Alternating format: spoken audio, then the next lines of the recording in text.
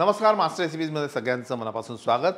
आपण आपल्या किचनमध्ये ना की सगळं जगातलं वेगवेगळ्या टाईपचं जेवण दाखवत असतो. शक्यतो मी आपल्या भारताच्या बाहेर जास्त जातच नाही, कारण इतके पदार्थ आहे आपल्या भारतामध्ये, इतके पारंपरिक प्रकार आहेत आणि सगळे पौष्टिक आणि त्या सीझनला अनुसरून असे पदार्थ असतात ते दाखवत असतो.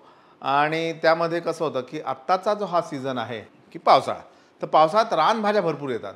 मग आमच्या इकडे गडचिरोली हा जो भाग आहे तिथे वेगळ्या भाज्या येतात. मेळघाटकडल्या जो डोंगराळ भाग आहे तिथे वेगळ्या भाज्या येतात. ठाणे, वसई, विरार इकडला जो पट्टा आहे, कोकण पट्टा आहे, तिथे वेगळ्या भाज्या येतात.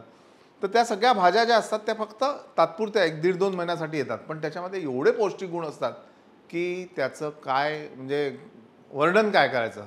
त्यातल्या काही भाज्या मला मिळाल्यात आणि रानभाज्यांचा महोत्सव आमच्या नागपूरला आयोजित केला होता. तिथली एक चक्कर मारून येऊ आपण.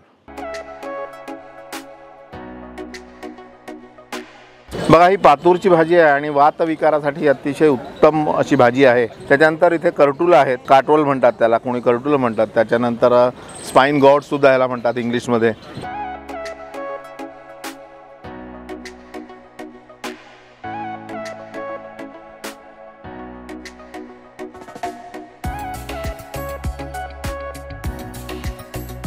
तर हे जे करटुलं असतं याला काटोल सुद्धा म्हणतात. आपल्या शरीरासाठी आवश्यक असं काय काय असतं ते बघा.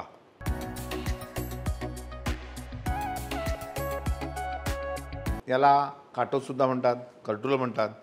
त्यानंतर स्पाइन गोट सुद्धा असं म्हणतात. त्याला आपण पहिले बारीक चिरून घेऊ आणि मग सोप्या पद्धतीने बनवायचं आहे. चला आपण हे चिरून घेऊ. या बिया ज्या आहेत त्या आपल्याला काढायच्या आहेत.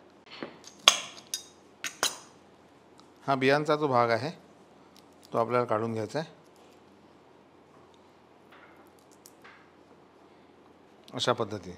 आणि बिया जर तुम्हाला अशा मिळत असतील तर त्या वाळवा आणि त्याचं झाड लावा. तेल,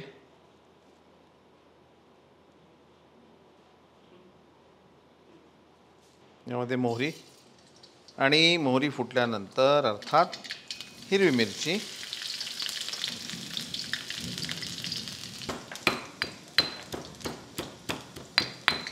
आणि हा एक ठेची लसूण. आमची आजी नेहमी म्हणायचं, रे एक ठेची लसूण टाक रे. मला पहिले समजायचंच नाही एक ठेची लसूण काय. नंतर म्हणे हा असा एक ठेची लसूण असतो जो वेळेवरच फोडणी तयार करायची, वेळेवरच ठेचायचा आणि घालायचा, त्याची चव वेगळी येते.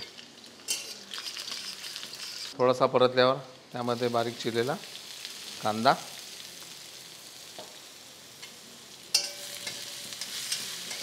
तो छान लालसर आपण थोडं परतून घेऊ. आता यामध्ये हळद, नंतर थोडं तिखट, चण्याची भिजवलेली डाळ. साधारण एक 3-4 तास चण्याची डाळ भिजवून घेतली आपण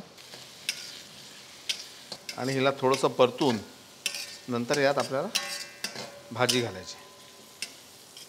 गंमत कशी असते की या प्रत्येक भाजीला एक वेगळी चव असते आणि ती वेगळी चव दुसऱ्या एका वेगळी चवीबरोबर जर मिसळली तर त्याचा अजून एक छान आविष्कार तयार होतो, प्रकार तयार होतो.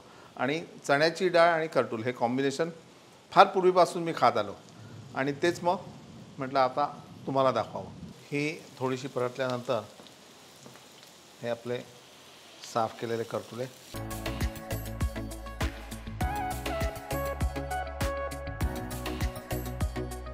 यामध्ये मीठ चवीनुसार,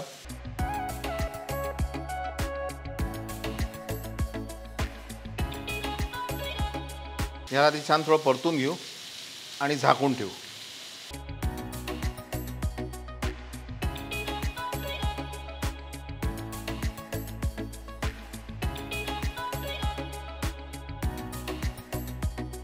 सगळ्यात शेवटी थोडं आमचूर पावडर, त्यानंतर पाव चमचे धने पावडर, थोडासा गूळ यामध्ये मी घालतो. कारण काय, करटूल हे थोडंसं कडवट टाईप असतं. तर आंबट गोड चव जर त्याला लागली तर ते जास्त चविष्ट होतं छान. बारीक चिरलेली कोथिंबीर,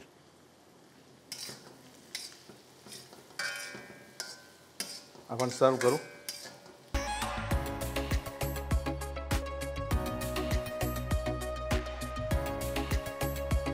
रानभाज्यांमधला थोडासा महाग असलेला एक महत्त्वाचा प्रकार कर्टूल आपण केलं.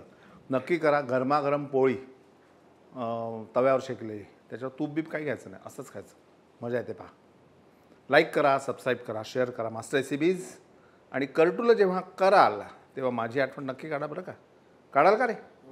हां, हेही काढतील.